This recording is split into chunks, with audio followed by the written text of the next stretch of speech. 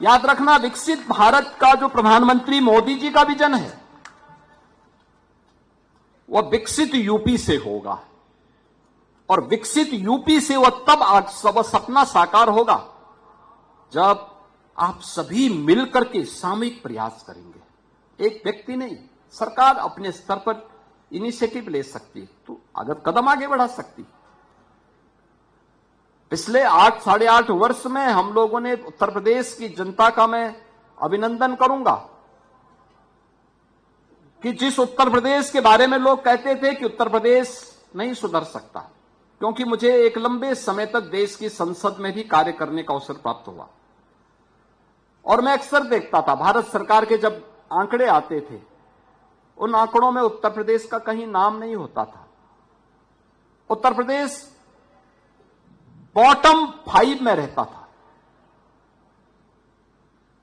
हम तरसते थे कि यूपी टॉप 3 में कब आएगा। ये बॉटम 3 में तो है, टॉप 3 में यूपी क्यों नहीं किसी भी स्कीम में। 2017 में जब हमें अवसर प्राप्त हुआ, हम लोगों के मन में एक भाव आया कि वास्तव में यूपी टॉप 3 में क्यों नहीं हो सकता। हमने यूपी टीम के साथ में, अपने मंत्रिमंडल के साथ हम लोग बैठे, प्रशासनिक अधिकारियों के साथ बैठे। फिर मैंने उनसे कहा कि भाई देखो, केवल प्रशासन को और मंत्रियों को यह काम नहीं करना है। याद करना, कोई भी स्कीम तब तक सफल नहीं हो सकती जब तक उसमें जन सहभागिता नहीं होगी।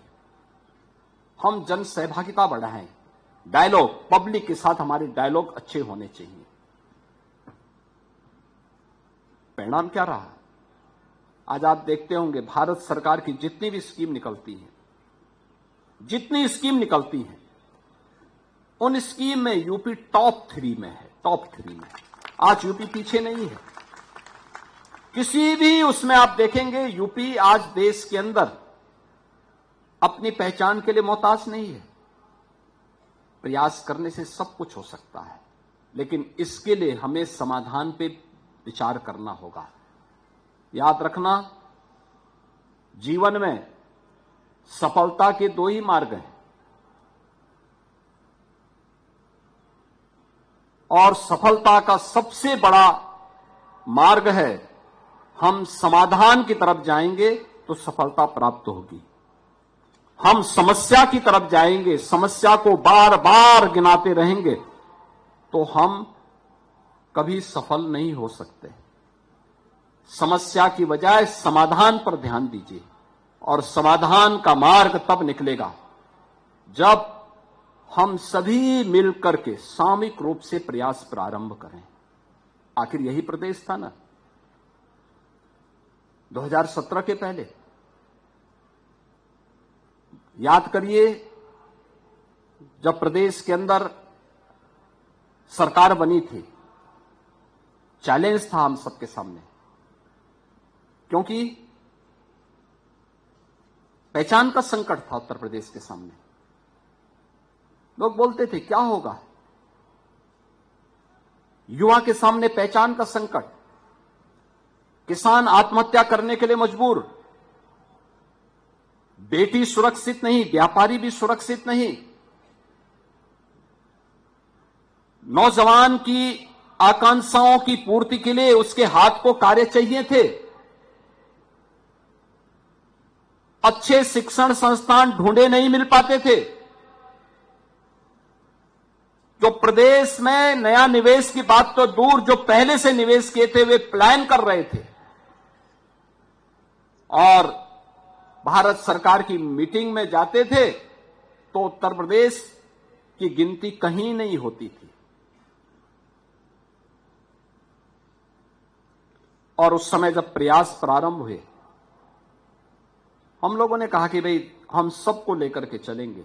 मोदी जी का जो मंत्र है, सबका साथ और सबका विकास, ये हमारा मंत्र होगा। लेकिन अपराध और अपराधियों के प्रति, भ्रष्टाचार और भ्रष्टाचारियों के प्रति जीरो टॉलरेंस की नीति के तहत सरकार कार्य करेगी। लोगों को लगता था कि सब एक घोषणा है। हमने कहा घोषणा नहीं रही, देखो जब मूर्त रूप देंगे तो आप सब चिल्लाएंगे। और आज आप देखते होंगे उत्तर प्रदेश ने कानून व्यवस्था का एक मॉडल दे दिया। कानून व्यवस्था कैसे होनी चाहिए, देश के अंदर विभिन्न राज्यों में लॉ एंड ऑर्डर की स्थिति क्या होनी चाहिए, उत्तर प्रदेश आज उसका एक मॉडल देखा जाता है कि उत्तर प्रदेश ने यह कर दिया है। ये प्रयास करने से होता है, ऐसा नहीं कि उस पर नियंत्रण हो सकता है।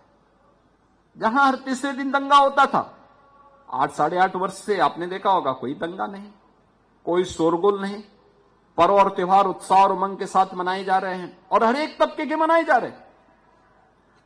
हर एक क्या होली हो, क्या दीपावली, क्या विजयादशमी, क्या रक्षाबंधन, क्या क्रिसमस, क्या ईद, बकरीद, सब कुछ तो सारे पर्व और त्योहार बहुत उमंग और उत्साह के साथ मनाए जा रहे हैं। आज जब कोई पूछता है या मेरे पास आते हैं लोग, मैं पूछता हूं त्योहार अच्छा हो गया ना, अच्छा हो गया, मैं उनसे तब पूछता हूं कि देखिए कानून का शासन ऐसे ही होता है।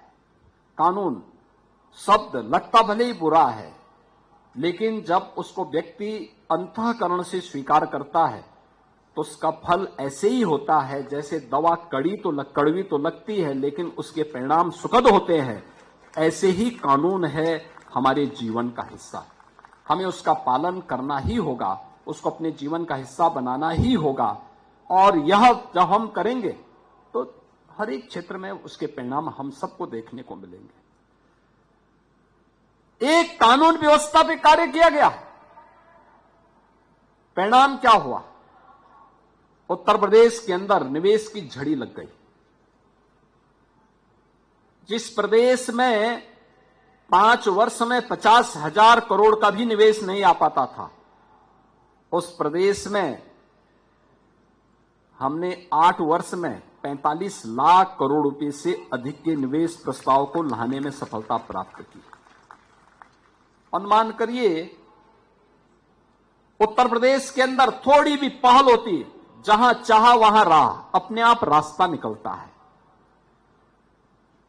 मैं बौचक था और यह आदत भी है, आदरणीय प्रधानमंत्री जी का मार्गदर्शन भी हमें प्राप्त होता है। मन में एक भाव था, यह देश जब आजाद हुआ था तब उत्तर प्रदेश की स्थिति क्या थी? 1950 में उत्तर प्रदेश भारत के अंदर, भारत की अर्थव्यवस्था में उत्तर प्रदेश का शेयर हुआ करता था 14%। और 2017 में जब हम लोग उत्तर प्रदेश की सत्ता हमारे पास आई, हमने देखा भारत की अर्थव्यवस्था में यूपी का योगदान क्या है, तो ये मात्र 8% से कम रह गया था, 8% से भी कम रह गया था। यूपी में निवेश क्यों नहीं हो रहा है? कारण है सुरक्षा नहीं। जब व्यक्ति ही सुरक्षित नहीं तो पूंजी कैसे सुरक्षित होगी? कोई सुरक्षित नहीं।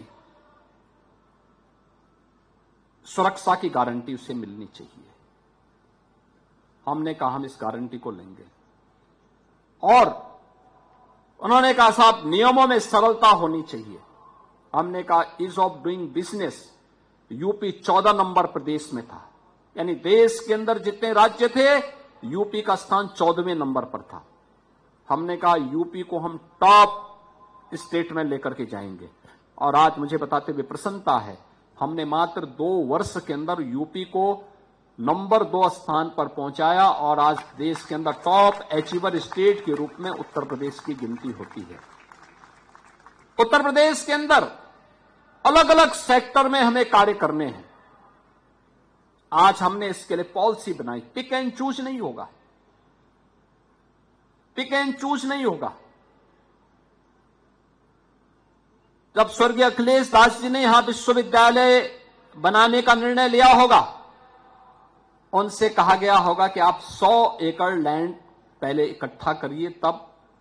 अब आप सोचो कि उस समय ये आउटर सिटी था, उन्होंने अपनी क्षमता और सामर्थ्य से 100 एकड़ के एक क्षेत्रफल में विश्वविद्यालय बना लिया। आज के दिन पे कोई बना पाएगा? नहीं बन पाएगा। लखनऊ जैसी सिटी में 100 एकड़ लैंड, ये बहुत कठिन कार्य है, किसी प्राइवेट इन्वेस्टर के लिए असंभव कार्य है। लेकिन उसी समय सरकार के चहेते लोगों के लिए 10 एकड़ में भी विश्वविद्यालय के लिए स्वीकृति दे दी गई। Pick and choose. हमने कहा पिक एंड चूज नहीं हो सकता। हम किसी का चेहरा देख करके निर्णय नहीं लेंगे। सरकार की पॉलिसी एक समान होनी चाहिए, चेहरा देख करके नहीं, उसकी क्षमता और उसकी योग्यता को देख करके एक समान पॉलिसी हो, पॉलिसी के दायरे में लोग आए और उसका लाभ लें। इसके लिए हम लोगों ने यूपी के अंदर अलग अलग सेक्टर की 33 सेक्टोरियल पॉलिसीज बनाई और पॉलिसीज के तहत कहा कि भाई लैंड बैंक हमारा, आप आइए, इस पॉलिसी को देखिए, आपको अच्छा लगता है यहां निवेश करिए, सरकार आपको सुरक्षा की गारंटी देगी, हर प्रकार की सुविधाएं देगी, आप आइए। तभी निवेश आया अलग अलग सेक्टर में। आपने देखा होगा सच्चे मित्र की पहचान कब होती है? जब आपके ऊपर संकट आता है। देश के सामने ऐसे संकट आया और प्रधानमंत्री मोदी जी की लीडरशिप में जब भारत ने ऑपरेशन सिंदूर की घोषणा की, ऑपरेशन सिंदूर में आपने देखा होगा भारत के पराक्रम को, भारत की रक्षा सेनाओं के पराक्रम को, और उस पराक्रम में हमारे सेना के जवानों का साथ, प्रधानमंत्री मोदी जी का मार्गदर्शन और सानिध्य तो था ही।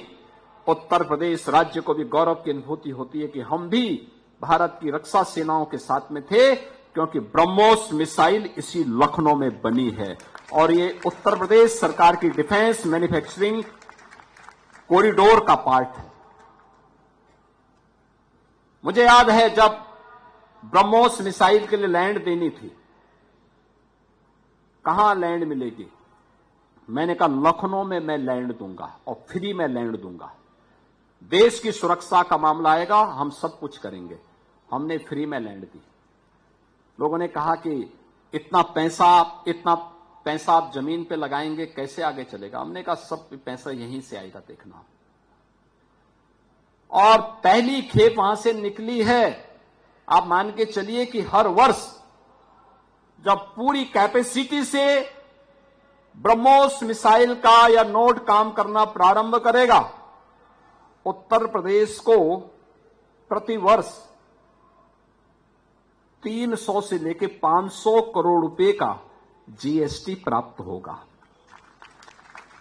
हमारी लैंड की कॉस्ट क्या होती? जब 2020 में हमने लैंड का ऑफर किया था और ये लैंड 2022 में उपलब्ध करवाई, तब इस लैंड की कॉस्ट मात्र थी बामुश्किल से 200 करोड़। सभी प्रकार की, यानी विकसित लैंड के बाद 200 करोड़ होती, लेकिन हमें उसके बदले में कई गुना पैसा मिल रहा है आज के दिन पे राज्य को। ऐसे ही ड्रोन टेक्नोलॉजीज का भी एक बड़ा सेंटर यूपी बने। इसमें भी यूपी में बने हुए ड्रोन ने बड़ी भूमिका का निर्वहन किया है ऑपरेशन सिंदूर के दौरान। और ड्रोन जो इस्तेमाल किया गया था, जिसने पाकिस्तान के होश उड़ा दिए थे, वह ड्रोन भी यूपी के अंदर ही बने हैं और यूपी के नौजवानों ने ही बनाए हैं। याद रखना, आज यूपी एआई का भी, डाटा सेंटर का भी, यूपी आज इमर्जिंग टेक्नोलॉजी के एक नए हब के रूप में, रोबोटिक का, ड्रोन टेक्नोलॉजी का एक नए हब के रूप में अपने आप को स्थापित किया है। और मेरा मानना है यह आज की आवश्यकता है। हम उससे अपने आप को दूर नहीं कर सकते। और मैं विश्वविद्यालय से भी कहूंगा, इस इमर्जिंग टेक्नोलॉजी को अपना पार्ट बनाएं। इसके नींव इस बात के लिए हमें प्रेरित करता है कि हम अपने यहां शॉर्ट टर्म कोर्सेज भी प्रारंभ करें। सर्टिफिकेट कोर्सेज हों, 3 महीने के, 6 महीने के, 1 वर्ष के। डिप्लोमा कोर्सेज हों ड्रोन टेक्नोलॉजी में, रोबोटिक में, आईओटी में, एआई में, अलग अलग उसमें हम इस दिशा में अगर कार्य करना प्रारंभ करेंगे और फिर अलग अलग सेक्टर में इसकी उपयोगिता क्या हो सकती है। रेलवे स्टेशन पे एक कुंटल का बोझा अपने कंधे पे लाद करके किसी एक श्रमिक को ले जाने की बजाय अगर हम रोबोट का इस्तेमाल करें कितना अच्छा होगा। आज के समय में एक व्यक्ति एक कुंटल का बोझा लाद करके जा रहा है, अगर हम रोबोटिक का इस्तेमाल कर लें, तनिक छोटी सी टेक्नोलॉजी, उसको भी राहत मिलेगी और नए लोगों को जॉब भी। टेक्नोलॉजी जॉब को कट नहीं करता है, टेक्नोलॉजी नए अवसर देता है। हां, उस नए अवसर को हम किस रूप में भुनाते हैं ये हम पे निर्भर करता है। याद करना, टेक्नोलॉजी के बारे में लोग तमाम प्रकार की भ्रांत धारणाओं को फैलाने का प्रयास भी करेंगे, हमें उसमें नहीं आना है। याद करिए ना, 1990 के दशक के प्रारंभ में कंप्यूटर का चलन प्रारंभ हुआ था। बहुत सारे संस्थान इस टाइप पे चले गए थे, उन्होंने हड़ताल कर दी थी, नहीं साहब हम नहीं अपनाएंगे, ये रोजगार पे प्रहार होगा। आज तो हर एक सेक्टर में कंप्यूटर है, रोजगार कम नहीं हुए, रोजगार के अवसर बढ़े हैं, नए अवसर बढ़े हैं। हमें उन नए अवसरों को ढूंढने का प्रयास करना चाहिए, नए नए सेक्टर में, और अलग अलग सेक्टर है, इतना बड़ा विस्तृत क्षेत्र है। हम युवाओं की इन आकांक्षाओं को उड़ान देने के लिए, उसके पंखों को उड़ान देने के लिए नए अवसर दे सकते हैं, नए प्लेटफॉर्म दे सकते हैं। हमारे युवाओं को उसके लिए अपने आप को तैयार करना होगा और बीबीडी इसके लिए अपने आप को तैयार करे। बीबीडी को इसके लिए अपने आप को तैयार करना है, अपने संस्थापकों के विजन को मूर्त रूप देना है और मूर्त रूप देने के लिए ही यह दीक्षांत समारोह आपके लिए एक महत्वपूर्ण पड़ाव है। आज यहां पर जो उपाधि धारण करने वाले छात्र छात्राएं हैं, इन्होंने जो कुछ भी यहां अर्जित किया है वह, और देश और दुनिया में जो कुछ भी आप देखेंगे वह भी हमें अपने लिए तैयार करना होगा, देखना होगा। जीवन भर आपके पास नया कुछ सीखने का अवसर प्राप्त होगा, पूरे जीवन में आपको सब कुछ देखने और सीखने का अवसर प्राप्त होगा। और मैं तो इस बात को हमेशा मानता हूं, हमेशा मेरा मानना इस बात को रहा है कि अयोग्यो पुरुषो नास्ति, कोई भी व्यक्ति अयोग्य नहीं है। योजकः तत्व दुर्लभ, योजक चाहिए, एक योग्य योजक चाहिए। एक योग्य योजक संस्थान बन सकता है, आपके आचार्यगण बन सकते हैं, आपके अभिभावक बन सकते हैं, आपका बॉस बन सकता है, आप स्वयं भी नए लोगों के योजक बन सकते हैं, आने वाली पीढ़ी के योजक बन सकते हैं। और उस योजक के रूप में आप यहां की स्मृतियों को लेकर के आगे बढ़ेंगे इस विश्वास के साथ। जीवन में धैर्य खोए बगैर, विपरीत से विपरीत परिस्थितियों में भी संतुलन खोए बगैर आप अडिग होकर के आगे बढ़ेंगे। सफलता आपके चरणों को चूमती हुई दिखाई देगी। इस विश्वास के साथ मैं एक बार फिर से बीबीडी यूनिवर्सिटी को उनके इस दीक्षांत समारोह के लिए हृदय से बधाई देता हूं।